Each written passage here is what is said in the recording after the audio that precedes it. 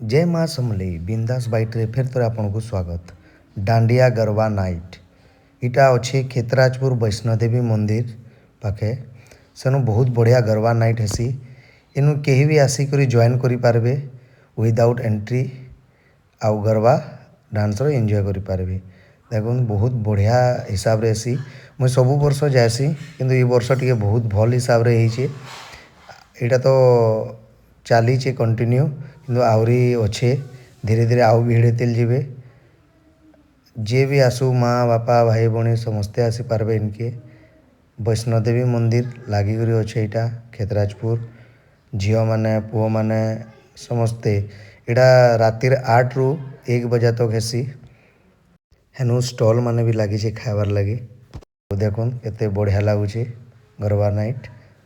आ धीरे धीरे जे नहीं भी शिखिथबा देखी देखी कंटिन्यू करी करी शिखी जीवा। संबलपुर एंता भल भल जिनस भी होउची। ओपन डांडिया भी हेसी अलग जगह मान को इनु गरबा हेसी पूरा 9 दिन। आपण मैंने भी आसुन जॉइन करूँ एंजॉय करूँ।